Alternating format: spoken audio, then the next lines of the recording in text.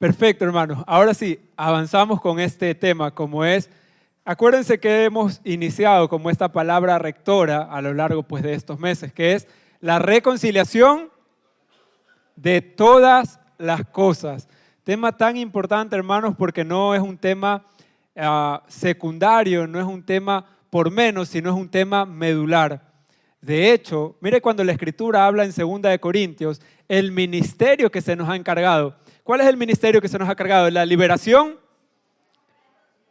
El de la reconciliación. De tal manera que cuando hablamos de esto, no es menor este asunto. Cuando hablamos que el ministerio que el Señor nos ha entregado es el ministerio de la reconciliación.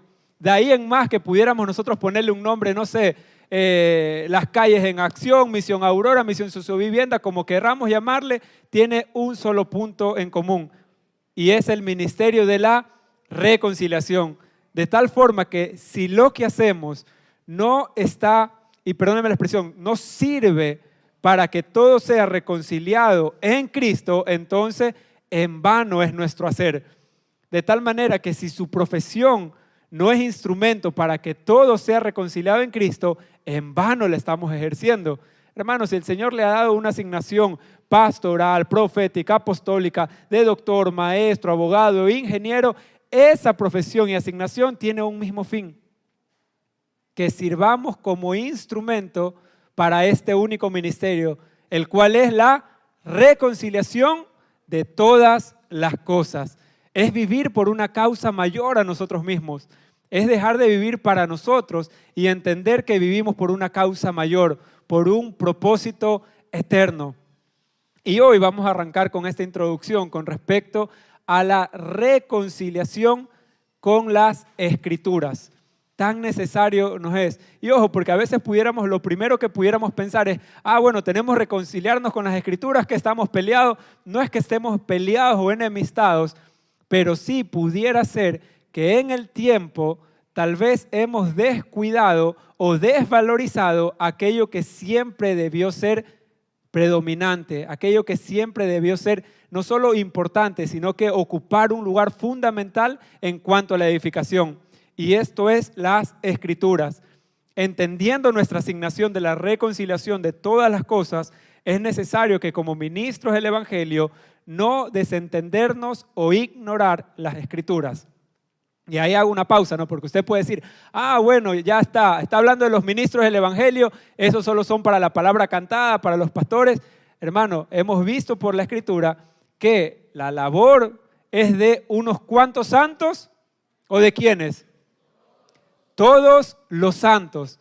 De tal manera que cuando hablamos que los ministros deben procurar no ignorar las Escrituras, eso también incluye a todos. Todo el cuerpo de Cristo deberíamos procurar ser diligentes en indagar las Escrituras, ser diligentes en poder escudriñar lo que las Escrituras nos están hablando, hermanos. De tal manera, y perdónenme la expresión tal vez muy simple, de que cuando estemos nosotros expuestos a mensajes, no nos metan gato por liebre. Hermanos, a veces decimos amén, no a cuestiones que no solo no están en la Escritura, sino que no tienen pies ni cabeza. Y a veces decimos amén emocionados, a declaraciones emocionales. Ahora, ¿está mal emocionarnos? No. El asunto está que después, cuando pasó el fervor de lo que decimos amén de forma emocionados y aquello que dijimos no tiene fundamento en la palabra del Señor, luego pudiera venir nuestras frustraciones. Por eso es tan necesario este tema que arrancamos el día de hoy, la reconciliación con las Escrituras. Porque en la medida que escudriñamos y entendemos por el Espíritu, este punto es tan importante, en la medida que vamos a escudriñar y entender por el Espíritu las Escrituras, vamos a entender cada vez con mayor fuerza las declaraciones no emocionales que hacemos, sino nuestras declaraciones en fe. En la medida que usted y yo, hermanos, entendemos y escudriñamos más, y de nuevo, por el Espíritu llegamos a entender las Escrituras, hermano, déjenme decirle que seguramente usted va a aplaudir mucho más de lo que aplaude y así también habrá muchos mensajes que abundan a los cuales no hemos aplaudir. Ahora, ¿estamos buscando más o menos aplausos? No, de ninguna manera, sino que podamos entender la palabra del Señor, podamos entender que nuestras declaraciones en fe nos permiten entender los días que estamos viviendo. Hermano, y eso es tan importante porque cuando podemos escudriñar las Escrituras y entender que la Biblia que usted porta ahí no es un libro con varias historias bíblicas, no es un libro con varias enseñanzas, aunque pudiéramos aprender de ella distintas enseñanzas. Hermano, la Biblia tiene un solo hilo conductor. Haga de cuenta, ¿no? Cuando hace una redacción periodística o cuando usted diseña un libro, ¿no? Este libro que fue escrito a lo largo de 1500 años, inspirado por el Señor, inspirado por el Espíritu, tiene un solo hilo conductor, desde el Génesis hasta el Apocalipsis. De tal manera que lo único que las Escrituras nos están hablando es dar a conocer a Cristo. Hermanos, en las Escrituras no hay, de nuevo, ¿hay historias que puede encontrar? Claro que sí.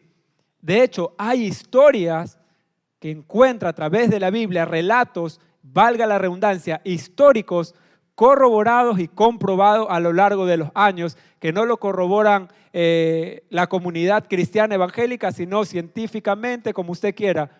Pero las Escrituras tienen un solo hilo conductor y es Cristo dándose a conocer. Claro que por una cuestión de pacto, en un antiguo pacto, Cristo se daba a conocer a través de formas, figuras, símbolos. Entonces encontramos a Cristo también en el Génesis, encontramos a Cristo en el Éxodo, encontramos a Cristo a través de las diferentes cartas de Primera de Reyes, Segunda de Reyes, Crónica.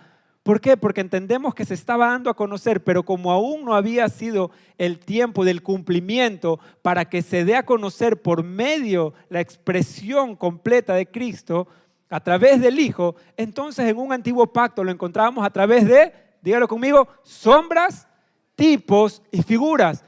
Pero en el nuevo pacto, una vez cumplido en tiempo, lo vemos que Dios se da a conocer por medio del Hijo. Dios se da a conocer por medio del Hijo. Entonces tiene un solo hilo conductor su Biblia. Yo le animo a que la próxima ocasión que usted revise su Biblia, lo filtre primero bajo el pacto en el cual estamos, entendiendo que Cristo se da a conocer por medio de su Hijo. Entonces ya no solo veo historias bíblicas que debemos memorizar. Y gloria a Dios por los hermanos de Kids, por los que están enseñando, porque no le están enseñando historias bíblicas a sus hijos para que memoricen, sino a que puedan ver a través de las Escrituras, a través de esas historias, a Cristo. Eso es lo único que está hablando nuestra Escritura, lo que está hablando la palabra. Cuando entendemos esto, Cristo dándose a conocer, cuando entendemos el eterno propósito de Dios, hermano, entonces vamos a entender que Dios no está en ira contra la humanidad. Vamos a entender que Dios no está destruyendo a la humanidad. Que Dios no es que está en el asunto de enviarle catástrofes, pandemias y crisis temporales o temas meteorológicos para que la humanidad aprenda una lección. Hermanos, si a alguien Dios debía enviar para que le conozcamos, era a su Hijo y ya lo envió. Dios no necesita enviarle una catástrofe a la humanidad para que la humanidad reaccione. El asunto es cuando no lo filtramos desde el pacto en el cual estamos. De hecho, la misma Escritura nos declara que Dios está en paz para con el hombre, porque la ira de Dios recayó sobre Cristo, sobre la cruz. La ira del Señor fue sobre Él, para que ahora nosotros tengamos paz para con Dios. De nuevo, Dios está en paz para con el hombre. Dios no está destruyendo la humanidad. Dios no se ha olvidado de nosotros. Dios sigue gobernando los tiempos, hermanos. Y así también la iglesia está viviendo días gloriosos. La iglesia está viviendo días gloriosos, hermanos. ¿Por qué? Porque la luz es mayor. Porque la luz es mayor. Por eso es que el asunto está desde dónde estamos leyendo los días que vivimos. Claro, porque si lo estamos leyendo desde una mente natural, sin entender las Escrituras que nos hablan del plan de Dios, entonces delante de esto lo que vemos es catástrofe por todos lados. Y ojo, no se trata de ignorar o ser indiferentes con lo que acontece. Se trata de entender cuál es nuestra posición en Cristo, cuál es la posición de la iglesia, cuál es esta, sentados juntamente con Cristo en lugares celestiales.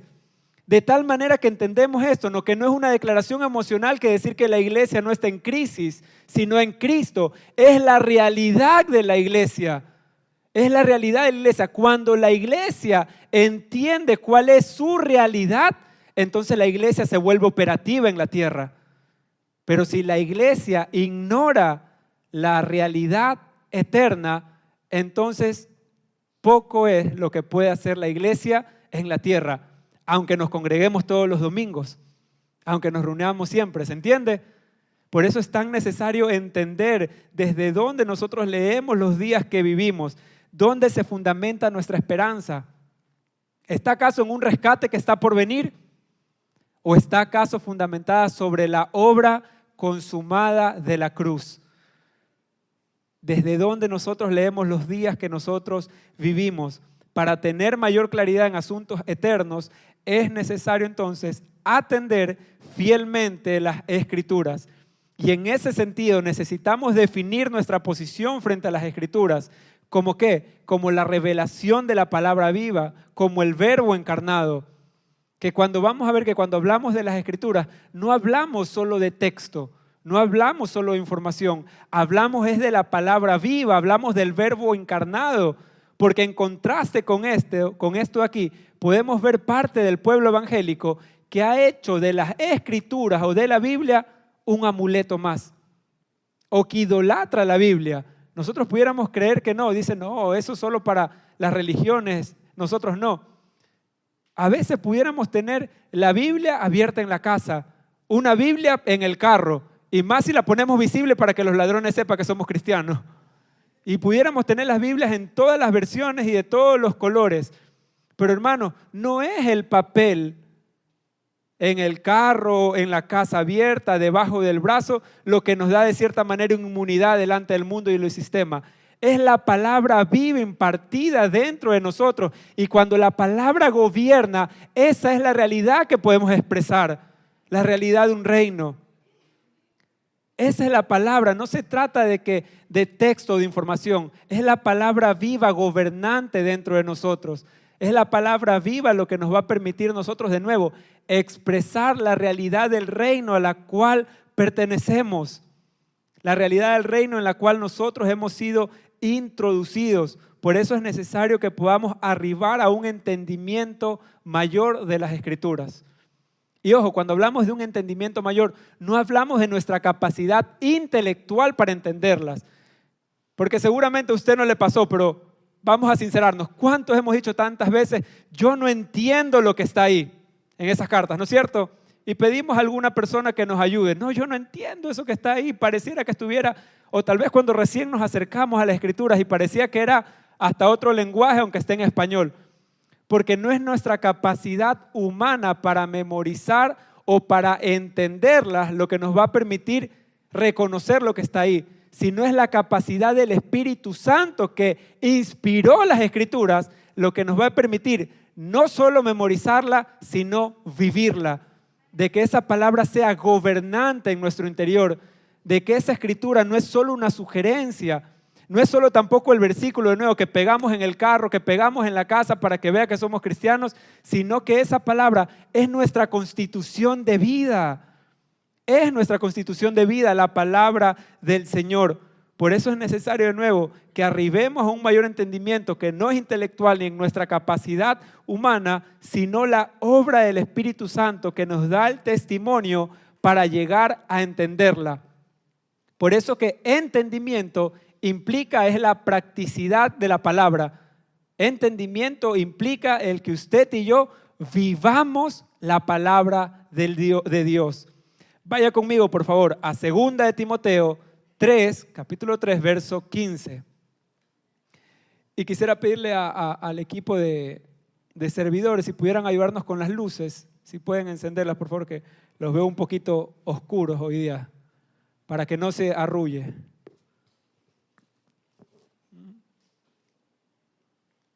Muchas gracias. Ya está mejor, se estiró. ¿Lo sorprendieron ahí? Lo tiene 2 de Timoteo 3, capítulo 15. Mire lo que le recomienda el apóstol Pablo a Timoteo: desde tu niñez conoces las sagradas escrituras que pueden darte la sabiduría necesaria para la salvación mediante la fe en Cristo Jesús. Y mire lo que dice aquí: toda la escritura. Por favor, subráyelo, resáltelo, enciérrelo. Toda la escritura es inspirada por Dios y útil para enseñar, para reprender, para corregir, para instruir en la justicia, a fin de que el siervo de Dios esté enteramente capacitado para toda buena obra. Mire esta recomendación que le daba el apóstol Pablo a Timoteo. Si para los creyentes de antes, que lo único que ellos no tenían la Biblia que nosotros tenemos, ellos no podían acudir a la versión que más les gustaba. ¿Cuál era la escritura que ellos tenían? El Antiguo Testamento, los rollos escritos en antes de los profetas. Si para ellos, para estos primeros creyentes, era tan importante el recurrir a las escrituras, ¿cuánto más no cree que debería ser para nosotros, que tenemos la vida de Dios, que tenemos la vida del Espíritu Santo, que el Señor nos ha dado precisamente su vida para ponerla por obras, que hemos recibido también hoy, podemos ver las enseñanzas apostólicas y que por medio de estas cartas podemos ver cómo nos dejaron enseñanzas que nos permiten avanzar? ¿Cuál cree entonces que debería ser nuestra posición delante de las Escrituras? Sino la urgencia de ser hombres y mujeres de Dios que retoman las Escrituras, que retoman la palabra, no como una sugerencia, no como algo que puedo leer un día sí, un día no como algo que es un buen consejo, sino como una constitución de vida, como una constitución de nuestra vida. Hoy podemos notar por otra parte una alarmante escasez en cuanto a la exposición de las Escrituras. Hoy se pueden notar abundantes mensajes donde parece más atrayente, donde parece más fácil hablar de pensamientos propios, hablar de ideas propias, contar alguna que otra historia que nos mueva los sentidos o lo que mal hemos llamado por tiempo testimonios. A veces no, también yo sé que a usted no le pasa nunca, pero a veces pareciera que buscamos los mensajes cristianos, evangélicos, donde está el testimonio más conmovedor. No, que antes yo hice esto, yo era lo otro, yo salí. Y vemos estos llamados testimonios, 1 hora de testimonios, wow, ¿y de dónde sacó el Señor? Y nos emocionamos y nos movemos, hermanos. Y aunque son hermosos, y aunque podemos aplaudirnos, conmovernos, llorar y celebrarnos, hermanos, no es suficiente aquello para la edificación. Alguien puede decir, no, pero yo fui convertido con el testimonio de un hermano. Hermano, pero ese testimonio no es lo que sostiene su vida. El testimonio real que permite edificar su vida, mi vida y la vida de los oyentes es el testimonio de Cristo. Es decir, es la palabra impartida en el cuerpo y esa palabra dando fruto, creciendo, desarrollándose. De tal manera que pudiéramos de nuevo celebrar, no estamos en contra, pudiéramos celebrar, aplaudir y todo lo que quiera, pero eso no es suficiente en cuanto a la edificación. No es suficiente el oír historias, sino el poder recurrir a las Escrituras, a la palabra. No podemos solamente soltar frases hechas que muchas veces chocan con verdades esenciales del Evangelio, y todo esto tiene un único fin: de entretener o de impactar a los creyentes. Porque a veces pudiéramos caer en eso. No, bueno, es que hay que hablar un mensaje que impacte más. Hay que traer un mensaje más impactante. Entonces le metemos 2, 3 testimonios, como el que nos contó el equipo de Sociovivienda. Le traemos 2, 3 testimonios como para que se impacte a los creyentes. No, hermano. El fin no es contar historias que impacten a los creyentes. El fin de que los santos se reúnan es ser edificados juntamente en amor. La misma Escritura nos declara, es la edificación del cuerpo de Cristo. Y aunque lo hemos repetido reiteradas ocasiones, es bueno recordarlo, que cuando la iglesia se congrega, no se congrega para entretenerse, no se congrega para pasarla bien un momento o para que se lleve una buena o una mala experiencia. Hermano, la iglesia se reúne para ser edificada. La iglesia se reúne para escuchar la voz del Señor. La iglesia se reúne es para entender que cuando la iglesia congrega, cuando los santos se congregan, Es la asamblea de los santos.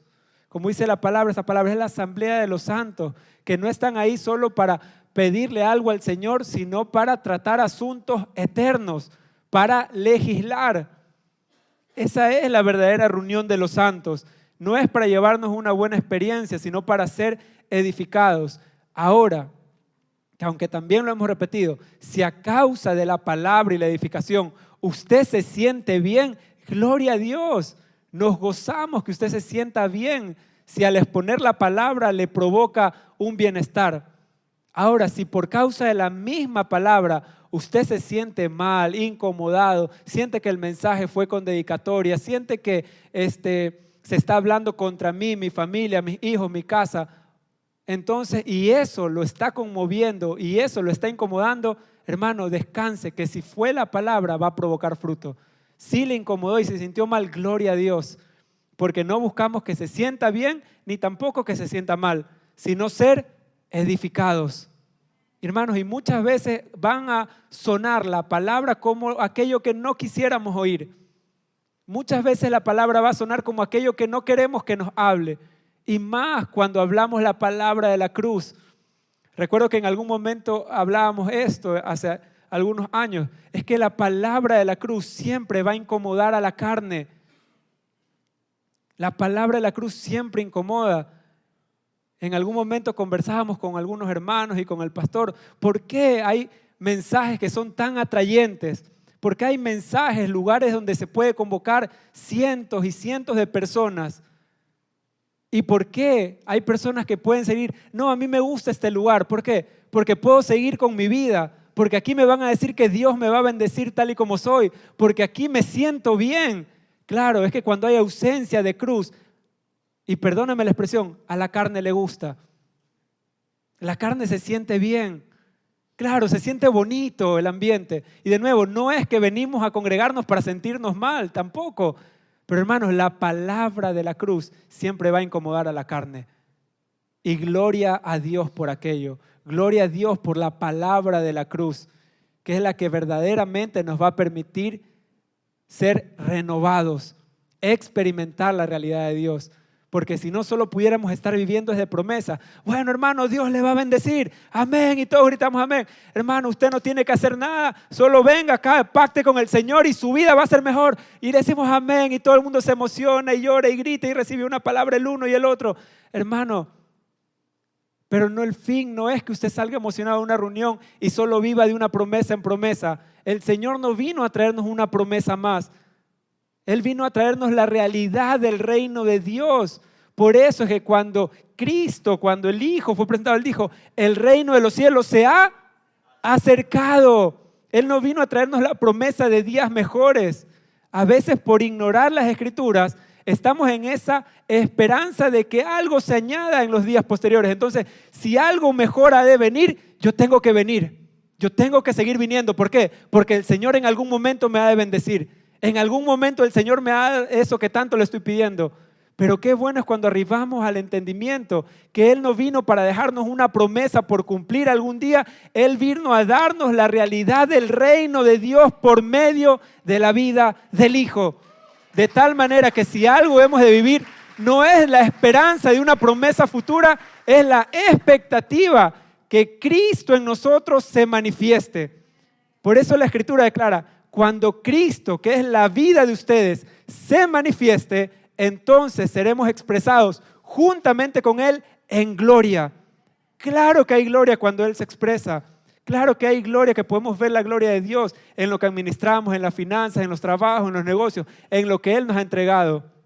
Pero nuestra expectativa como hijos de Dios no está basado en una promesa futura, en una mejor vida. Porque si no, siempre vamos a reunirnos en este lugar esperando que Dios haga algo por nosotros. Cuando pudiéramos entender por el Espíritu que aquello que Dios quería hacer con nosotros, lo hizo. Por eso es que su declaración en la cruz fue tan poderosa y contundente. Consumado es. La obra para la cual Él vino, la consumó por medio de Cristo y nos dio la vida de su Hijo para que ahora nosotros participemos de esta realidad. Pero a veces nosotros podemos caer en frases o en expresiones como estas. Bueno, y ojo, no es que desacreditamos ni tenemos por menos las sugerencias, pero a veces hay sugerencias como esta. Bueno, tenemos que hacer algo más para que las reuniones sean un poquito más atrayentes. No, pero como que no hablen tanto de ese tema. Hermano, a veces también hay expresiones como estas, aunque no lo crea, y qué bueno porque estamos acá. No, pero hermano, siempre me hablan de Cristo, háblenme de algo más. Pareciera chistoso, pero es real. Y a veces, pero tenemos que hacer algo para atraer a más personas. Hermanos, nuestro trabajo como edificadores no es atraer más personas. Gloria a Dios si se añaden, pero la palabra dice que es Dios quien añade. Si la vida de Cristo crece y fructifica en los santos, la multiplicación será un hecho. Por eso que nuestro trabajo no es reunirnos y vamos a ver qué hacemos para atraer a más personas. En todo caso será, Señor, ¿cómo hemos de trabajar en la edificación para que Cristo crezca en los santos? Porque si la vida orgánica, si la vida de Cristo crece en la iglesia, entonces, hermano, la multiplicación será saludable. Por eso no estamos en contra de la multiplicación ni de los números. Pero nuestro enfoque está en que Cristo, nuestra vida, crezca y Dios es el que añade a la iglesia. Y usted ve esa expresión en las Escrituras, y es Dios quien añade a los que habían de ser salvos. De tal manera que cuando vamos a Misión Su Vivienda, cuando vamos a Misión Aurora, cuando vamos a las calles, no andamos viendo a ver cuántas almas ganamos. A ver, Andrés, ¿cuántas almas ganaste? A ver, Carlitos, a ver, Luisito, ¿cuántas almas ganaste para el Señor? No, te faltan para completar la cuota. No estamos buscando completar una cuota de almas ganadas. Hermano, nuestra única labor es la edificación del cuerpo de Cristo a través de la enseñanza, como ámbitos como estos, y a través de la predicación del Evangelio, para que aquellos que están perdidos puedan ser reconciliados con Cristo. Es la labor de la iglesia, no andamos buscando ganar almas.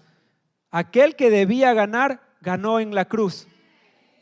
Nosotros buscamos es proclamar la victoria de la cruz. Es diferente ir buscar a ganar algo a proclamar a aquel que ya venció en la cruz, aquel que ya ganó. Cambia nuestra posición. Porque lo que hacemos no es ni siquiera ir a arrebatarle las almas al diablo. Entonces vamos a arrebatarle, ya está. No ganamos, pero vamos a arrebatarle lo que el infeliz se llevó. Tampoco buscamos arrebatarle nada, hermano. Buscamos es proclamar, manifestar una victoria eterna. Ahí radica la autoridad de la iglesia. No en quitarle algo al enemigo, no en ganar algo que ya Dios ganó, sino en proclamar, en manifestar, en expresar lo que Cristo ya hizo en la cruz. Esa es la eterna victoria de la cruz. Esa es la posición que tiene la iglesia delante de esto. Que podamos arribar a un entendimiento que de hecho las Escrituras lo testifican. Por eso es que la autoridad de las Escrituras es incuestionable para los creyentes. Esto siempre recuérdelo, hermano. La autoridad de las Escrituras es incuestionable para los creyentes, pero no podemos quedar solamente en un credo o en una simple declamación. Esto debe ser una realidad absoluta a la hora de vivir y proclamar el Evangelio. Y permítanme repetirles esto. La autoridad de las Escrituras es incuestionable, hermanos, para los creyentes. Pero esa autoridad que radica en las Escrituras no puede solo quedar en un credo, no puede solo quedar en una simple declamación. Esto debe ser, miren, ya sabemos que es una verdad absoluta, pero esto debe quedar en una realidad absoluta. Porque todos podemos decir, sí, es verdad aquello, pero esa verdad debe ser una realidad absoluta en nuestras vidas. Es decir, que aquella palabra sea gobernante. Así también en la predicación del Evangelio, como sabemos, no radica, como bien decía Andrés, no radica en la predicación, no radica en la repetición de versículos bíblicos sin entendimiento, sino en la expresión de la palabra viva. Hermanos, no somos más efectivos por cuántas citas bíblicas repetimos. A veces también pasa lo siguiente: no, pastor, muy pocas citas bíblicas se citó ahí, yo me voy de la congregación. ¿Por qué? Porque no se citaron las Escrituras. Y no consiste, de nuevo, en la repetición sin entendimiento de versículos bíblicos. Hermano, Los fariseos. Y todos conocemos personas que saben de muchísima Biblia. Todos conocemos personas que saben mucha información. Y usted pudiera recitarle a alguien, ojo, y vamos a ir muy despacio acá, pudiera repetirle a alguien, citarle las escrituras, pero sin entendimiento, entonces eso solo será información.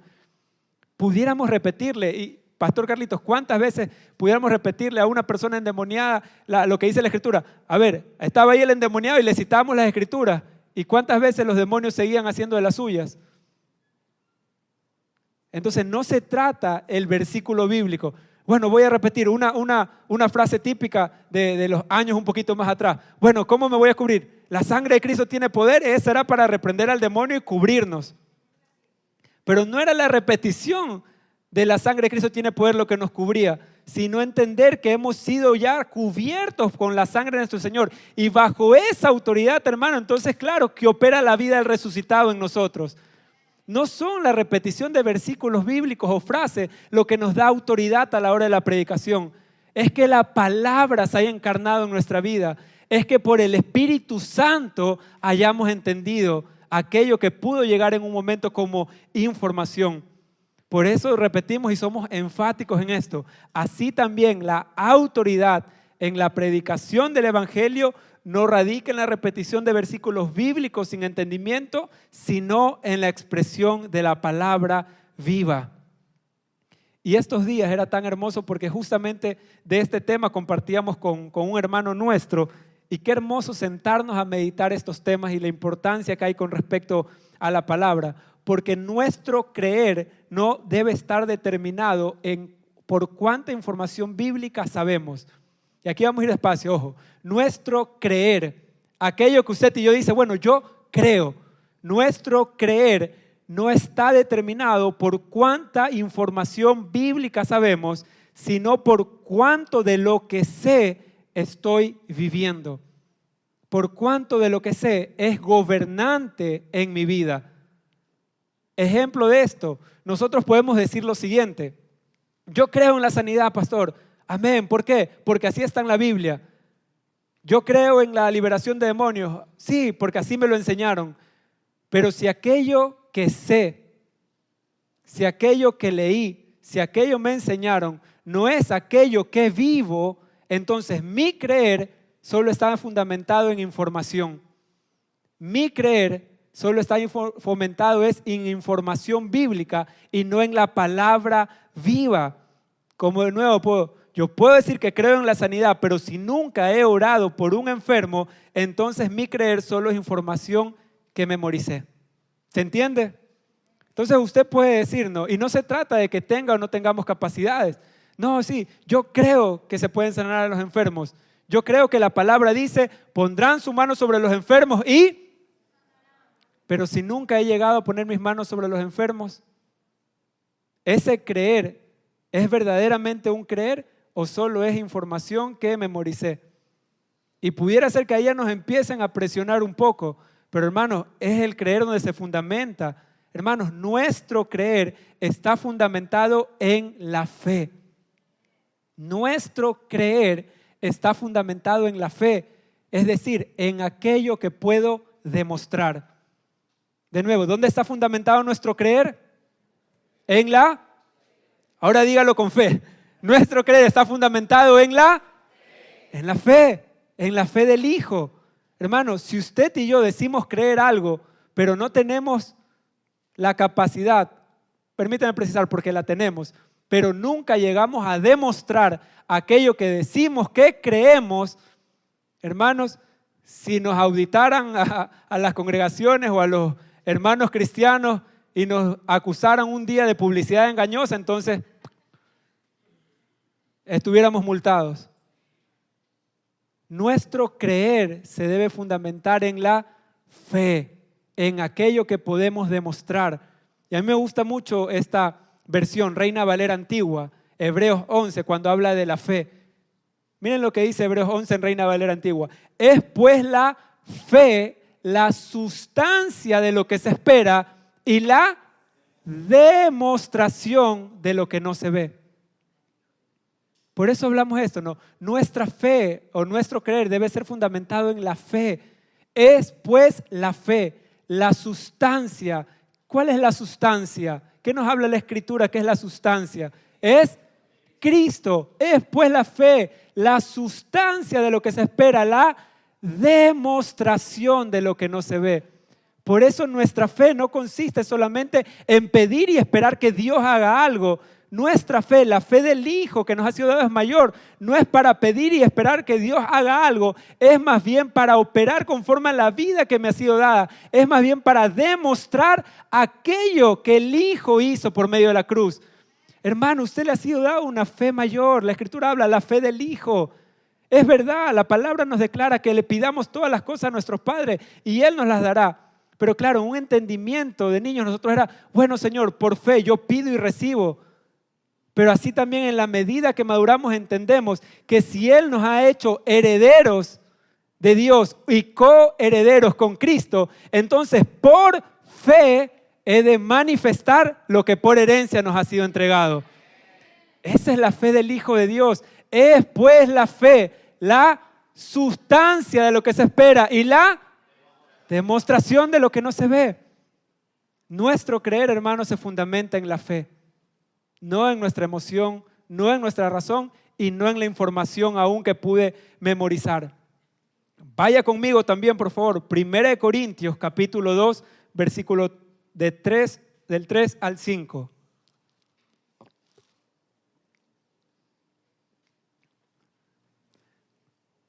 Y le animo, de hecho, ¿no?, que aquí y todos los siguientes domingos traiga su Biblia, sea en papel, sea en físico. Si es en papel, qué bueno. Si es en digital, también. Pero sea muy intencional en traerla. 1 Corintios capítulo 2, versículo 3 al 5. ¿Lo tiene? Mire lo que dice. Y estuve entre vosotros con debilidad y mucho temor y temblor. Y ni mi palabra ni mi predicación fue con palabras persuasivas de humana sabiduría, sino con demostración del Espíritu y de poder. Y ojo con esto, verso 5, por favor, en mayúsculas. Para que vuestra fe no esté fundada en la sabiduría de los hombres, sino en el poder de Dios. De nuevo, para que nuestra fe no esté fundada en la sabiduría de los hombres, sino en el poder de Dios. Ese es el fundamento de nuestra fe, hermanos. No son palabras persuasivas, no es información, es la palabra viva, es la palabra del Señor. Y ojo, no solo, por favor, acá cuando vemos esta expresión, no. Para que vuestra fe no esté fundada en la sabiduría de los hombres, sino en el poder de Dios. Ojo acá, porque automáticamente nosotros solo reducimos a poder de Dios a los hechos sobrenaturales que los hombres naturales llaman. Nosotros automáticamente vemos acá, no, sino el poder de Dios, decimos, está hablando de los hechos sobrenaturales para el hombre natural. No solo reduzcamos poder de Dios a hechos sobrenaturales. ¿Los incluyen? Claro que sí. También incluye el poder de Dios los hechos sobrenaturales, los que vemos en el Antiguo Testamento. ¿Se recuerda? Abrir el mar, descender fuego. ¿Qué también incluye el poder de Dios? Sanidad de los enfermos. ¿Qué más? ¿Qué más puede decir? Como una liberación, también podemos ver el poder de Dios, un milagro creativo, que un paralítico se levante, también son expresiones del poder de Dios. Orar y que deje de llover, también son expresiones del poder de Dios. Ahora, ¿solo eso es el poder de Dios? No. De hecho, la misma Escritura, antes del capítulo 2, lo declara en 1 Corintios capítulo 1. Y dice, la palabra de la cruz es poder de Dios. Y luego lo dice un versículo más adelante en el mismo capítulo. Cristo, poder y sabiduría de Dios. Miren qué hermoso cuando acá entonces nos recuerda esto. Para que su fe no esté fundamentada en la sabiduría de los hombres, sino en el poder de Dios. ¿Incluye los hechos sobrenaturales? Los incluye. Es un hecho. Pero no solo está hablando de hechos sobrenaturales, porque Cristo es poder y sabiduría de Dios. Cuando usted habla la palabra de la cruz, hermano, es la evidencia del poder de Dios, porque es la vida del resucitado la que está testificando. Porque no está testificando de una cruz con un hombre moribundo, está testificando de aquel que vive en usted, de aquel que resucitó y ahora vive en el cuerpo de Cristo. Por eso es necesario entender que la palabra de Dios es una sola, que las Escrituras lo declara, como lo leíamos hace poco. Todas las Escrituras son inspiradas por Dios y necesarias para la edificación. Que cuando se trata de edificar el cuerpo de Cristo, no podemos, hermanos, elegir a nuestro antojo qué si entra, qué no entra, qué se queda fuera, qué si ponemos ahora. ¿Por qué? Porque la palabra de Dios está siempre vigente. Hermanos, la palabra de Dios es atemporal, no es para un tiempo. La palabra de Dios permanece para siempre. Y también hay reiterados versículos que hablan esto, la palabra de Dios permanece para siempre.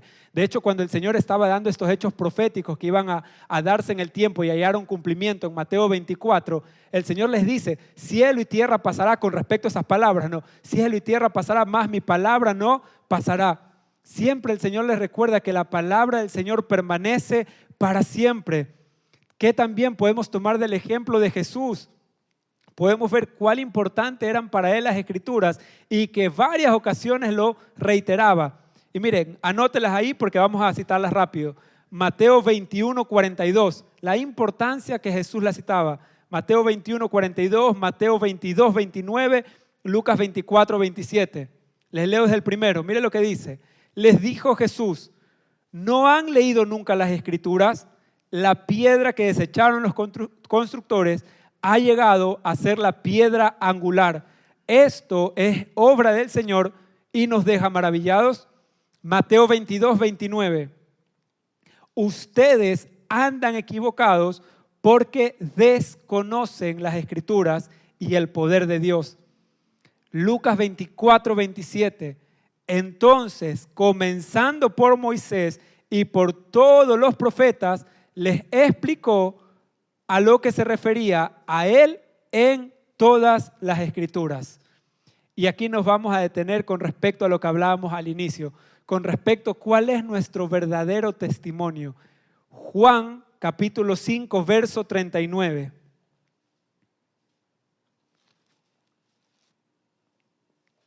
Pero vamos a leer del 30 para ir terminando con esto. Juan capítulo 5, verso 30. Miren cómo inicia. No puedo yo hacer nada por mí mismo. Según oigo, así juzgo.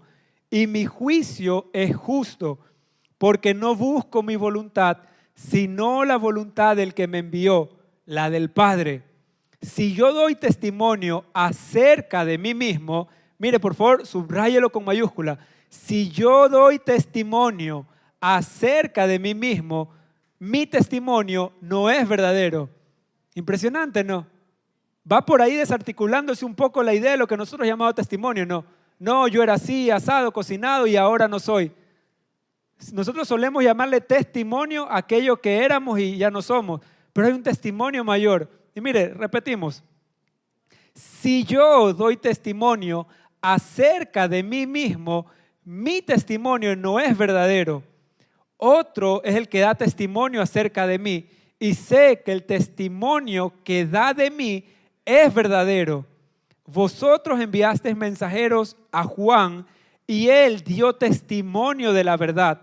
Pero yo no recibo testimonio de hombre alguno, mas digo esto para que vosotros seáis salvos. Él era antorcha que ardía y alumbraba, y vosotros quisisteis regocijaros por un tiempo en su luz. Mas yo tengo mayor testimonio que el de Juan. Y ojo acá también y subrayado, porque las obras que el Padre me dio para que cumpliese, las mismas obras que yo hago dan testimonio de mí. Miren cuál era el testimonio de Cristo, sino la vida que había recibido. El testificar, el hacer las mismas obras que su Padre le había encomendado. Lo repetimos, porque las obras que el Padre me dio para que cumpliese, las mismas obras que yo hago dan testimonio de mí, que el Padre me ha enviado. También el Padre que me envió da testimonio de mí. Nunca habéis oído su voz, nunca habéis visto su aspecto, ni tenéis su palabra morando en vosotros, porque por quien Él envió, Él envió, vosotros no creéis. Y miren, versos 39, escudriñad las Escrituras, porque a vosotros os parece que ellas tenéis la vida eterna, en ellas tenéis la vida eterna, y ellas son las que dan testimonio de mí. Impresionante, las palabras, está clarito. Escudriñen las Escrituras porque a ustedes les parece que en ellas tienen la vida, pero son ellas las que dan testimonio de mí, decía el Señor. Qué importante entonces entender esto, hermanos, que nuestro testimonio delante del mundo no tiene que ver con que nosotros le contemos al mundo de nosotros quiénes somos o quiénes éramos, o más bien no tiene que ver con que le contemos quiénes éramos, sino tiene todo que ver con manifestar quiénes somos en Cristo. Ese es nuestro verdadero testimonio delante de todos, que el mundo pueda ver que aquel que testificamos no es quienes éramos, sino quién está vivo ahora en nosotros, quién opera. Esa es la realidad del reino en el cual nosotros operamos, que no tiene que ver con cuántos versículos vamos a recitar en una reunión. Y de nuevo, mire que hemos sido muy enfáticos en esta reunión. ¿Es necesario el volvernos a las Escrituras? Claro que sí. ¿Es necesario que indaguemos las Escrituras? Claro que sí. Que las escudriñemos, que no ignoremos las Escrituras. La palabra lo declara. Mi pueblo perece por falta de... Y ese conocimiento tiene y radica en aquello que podemos encontrar en las Escrituras. Pero ese conocimiento no es información que hemos de acumular, es la palabra viva, es el verbo hecho carne que ha sido impartido en nuestros corazones para que la vivamos, para que vivamos la realidad. Y la próxima semana, vamos a concluir ahí la introducción, pero la próxima semana hemos de avanzar en estos puntos, porque la autoridad de las Escrituras descansa en su autor, la autoridad de las Escrituras descansa en su coherencia, descansa en su mensaje y descansa en su revelación. Así que estos 4 puntos los vamos a desarrollar la próxima semana. Les animamos a que participe también. La autoridad de las Escrituras descansa en su autor, en su coherencia, en su mensaje y en su revelación. Así que, ¿qué le parece si me acompaña en este tiempo y oramos?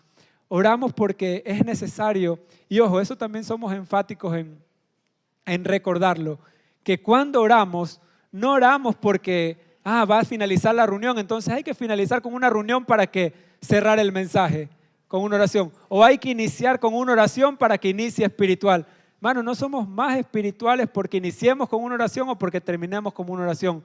Pero si por medio de la oración podemos identificar por el Espíritu aquella palabra que nos estamos alimentando, gloria a Dios. Que podamos identificar por medio de la oración, de la palabra de oración, aquello que el Señor nos da como testimonio. Que de lo que estamos oyendo necesitamos apuntalar, atornillar, recordar y poner en práctica para poder ver la expresión diaria de la realidad del reino de Dios y su justicia aquí en la tierra. Así que póngase de pie o sentado como prefiera, pero en todo caso que tomamos con la importancia y la diligencia que son estos tiempos cuando nos reunimos y nos congregamos en el nombre del Señor.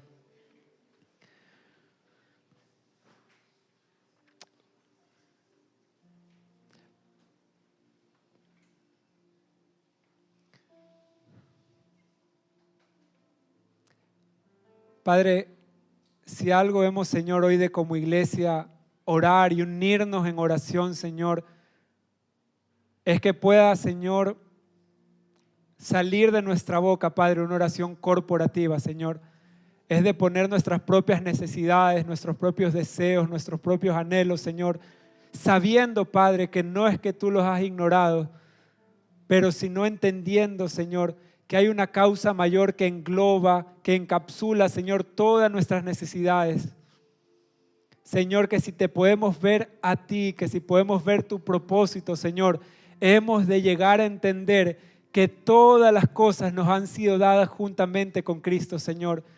Que si no escatimaste darnos a tu Hijo, Señor, ¿cómo no nos dará juntamente contigo todas las cosas, Señor? Hoy que te pedimos, Señor, poder verte a ti, poder ver tu palabra, Señor, poder ver, Señor, que lo que tú hablaste desde el principio es así también nuestra realidad de vida, Señor.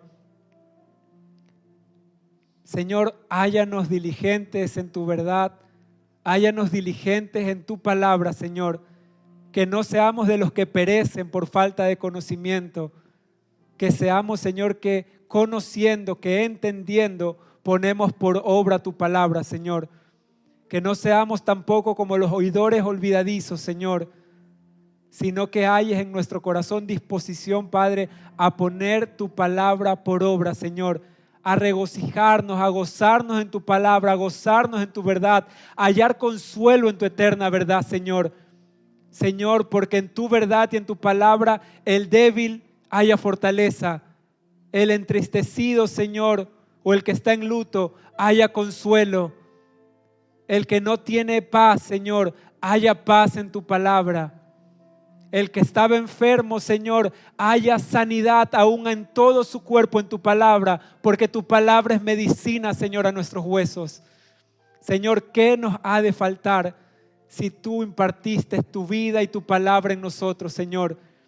Padre, y ese es tu eterno pacto, Señor, que habrías de poner tu palabra en nuestra mente y en nuestros corazones, Señor. Que recordemos siempre, Señor, delante de cada situación, Padre, no solo un mensaje, no solo algo, Señor, sino que tu palabra es nuestro mayor capital para caminar, para vivir, Señor, como tú así has mandado, Padre. Que si podemos oír tu palabra, nuestra familia, Señor, está edificada sobre la roca eterna. Que si de tu palabra hemos echado mano, Señor, aquello que nos diste a emprender, Señor, ha de prosperar. Que si fue tu palabra la que nos habló, Señor, aunque ahora no veamos, Señor, tu palabra en nosotros dará fruto a su tiempo, Señor. Y seremos verdaderamente, Señor, como esos árboles plantados que dan fruto a su tiempo y su hoja no cae, Señor. Que haya siempre, Señor, un hambre por tu palabra, por verte a ti, Señor, por expresarte a ti, Padre, y que hallemos plenitud de vida, Señor. Que cuando te conocemos a ti, Señor, que cuando te vemos más claramente a ti, Padre, nos vemos absorbidos por tu eterno propósito, nos vemos absorbidos por tu verdad, Señor. Que el que se veía incompleto sepa que no nos hace nada falta en ti, Señor. Que el que buscaba ser completado sepa que es completo en ti, Señor.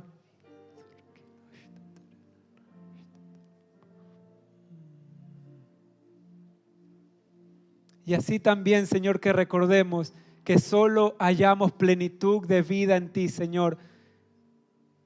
Que tú nos atrajiste con cuerdas de amor, Señor, que nada nos puede separar.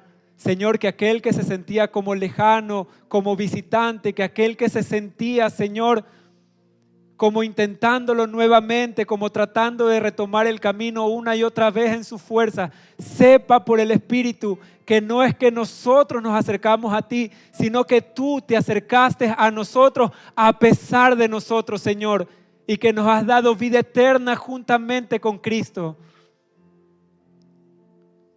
Y en esto, Señor, hemos de reconocer, y en esto, Señor, hemos de todos los días recordar tu fidelidad, que tú te impartiste como vida en nosotros y que nada nos separará de tu eterno amor que es en Cristo Jesús.